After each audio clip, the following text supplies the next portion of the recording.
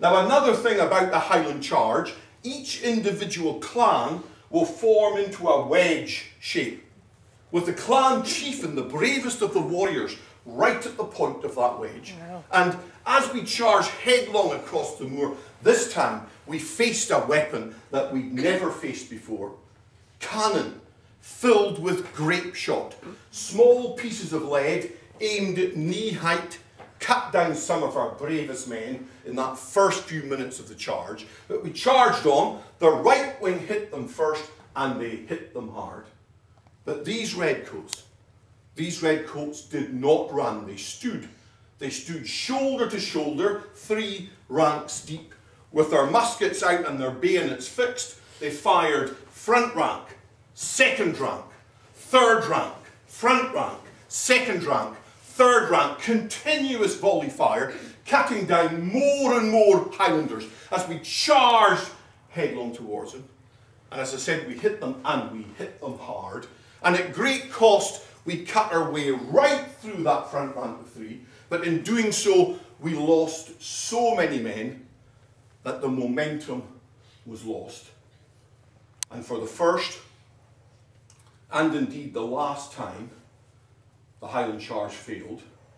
As we stopped on the moor at Culloden and looked ahead at row after row after row of redcoats still to come, we looked behind at 1,000 dead clansmen on the battlefield of Culloden, 1/4 of our number. But much worse was to come. Cumberland gave the orders that no quarter, no mercy was to be given, and a further 1,500 men were killed. The wounded, the dying, and those trying to escape the field of battle. Indeed, these orders are so infamous in British military history that not one British regiment to this day carries Culloden in its battle honours, not one. But even that wasn't the worst, because Culloden marked the beginning of the end of an entire way of life in the Highlands of Scotland. It was the beginning of the break-up of the clan system, a deliberate act. They even banned the wearing of the plaid, even the playing of the bagpipes, which were considered a weapon of war, even the speaking of the Gaelic tongue, which was the only language that these people understood. So that's my story of the events that led to the tragedy that was the Battle of Culloden. Thank you for listening.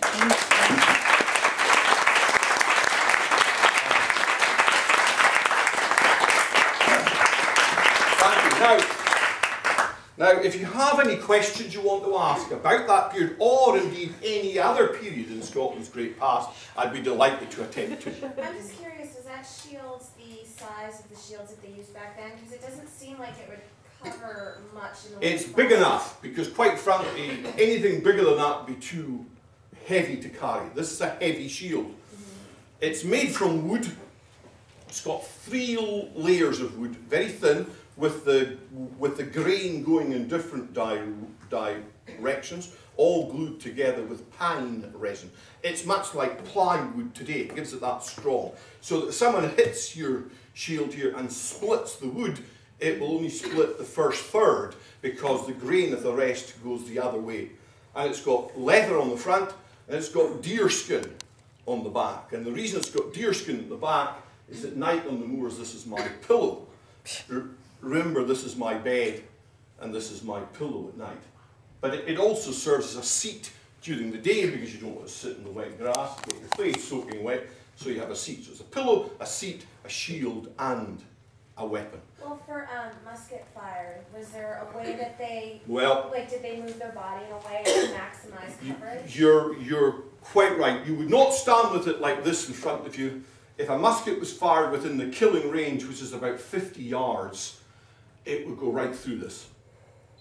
You would hope it would come from a further distance, it might then bounce off. Also, what you did was you held it at an angle, not straight on, like that, and it's more likely that it will bounce off, or at least it's got more wood to go through, and therefore it would slow it down.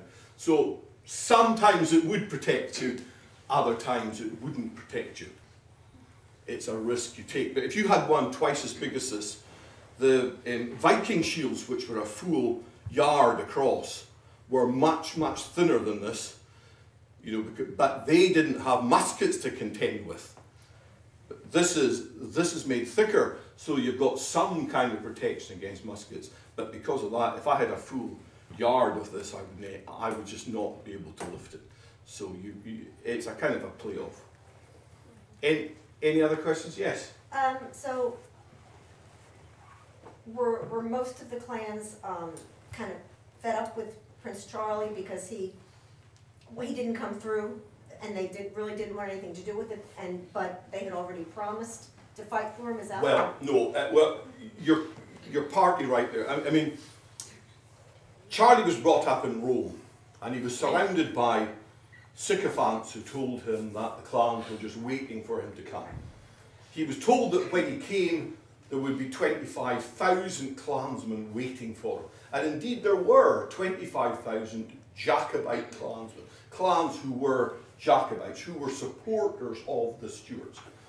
But by the time 1745 came, most of them would not fight for him. And the reason being, take my own clan is Mackenzie. Now the Mackenzies were staunch Jacobites. The Mackenzies came out for Charlie's father in 1715, 30 years before, and because they fought for him and they lost, of course, they lost all their lands, they lost all their titles, they lost all their money. It took a long time and a lot of bribery to get their titles and lands back. In fact, they didn't get their titles and lands back until 1741. 4 years later, Charlie appears and says, "Rise for me." Well, you can imagine what they told him. You know, go away, it's not going to work. There was not enough support. He had a reasonable amount of support in the Highlands of Scotland, but the rest of Scotland were not behind him. People in Glasgow, for instance, were doing very well as part of the British Empire. They had the tobacco trade with North America, and people in Glasgow were making a lot of money, and they were not interested in anything to do with the Stuarts. So he was warned. As I said, the clan chiefs had written to him when they heard he was coming, he said, "Don't come." And in fact, he landed in Skye. Two of the biggest Skye clans, the MacDonalds and the MacLeods, were staunch Jacobites, could have put 2,000 men each into Charlie's army, and they wouldn't do it. He came to the mainland. His best chance then was Cameron off Loch, and even Loch said no to him. But after much drinking and arguing throughout the night, Loch was still saying no. Charlie, in a piece of drama, stood up and said, "Well, if you will not come with me, I will go on my own, and if I go on my own, I will be surely captured and killed, and on your head be it." Now, Loch was a friend of Charlie's father, so he said, "Okay, I'll come." And of the 1,200 men who raised the standard at Glenfinnan, more than 800 came with Loch. So if he hadn't come, it would never have got started. But most of the people were not interested, mostly because they knew it was a lost cause. You know, the few that backed him because of the heart, not the head, and they shouldn't have. It was a waste of time. And in fact, then he escaped. Well, he was led from the field of battle by Lord Ogilvie for his own safety, although Lord Elcho was heard to shout after him, "Run, you cowardly Italian." Although I've since learnt he owed Elcho quite a lot of money, which might have something to do with it. He spent 5 months hiding and being hidden around the Highlands of Scotland. And you know, despite the fact that most people blamed him for bringing this on their heads, and he brought on their heads nothing short of ethnic cleansing in the Highlands. Apart from that, there was a bounty of £30,000, more than 2 million today. Not one man, woman or child even attempted to collect it, because honour was an important thing in the Highlands of Scotland. A French ship came into Loch on the 20th of September of that year and took him away, never to return. He went to Paris. He spent some months doing the party circuits, telling stories of his brave deeds, until the French king, who got a bit fed up with this, had him kidnapped and taken back to Rome, which is where the Stuart court in exile was. Although the French king did say to the kidnappers to remember this is a prince of Europe, and if you must bind his wrists, ensure you do so with silk, which is what they did. He went back to Rome. He died a sad and bitter old man.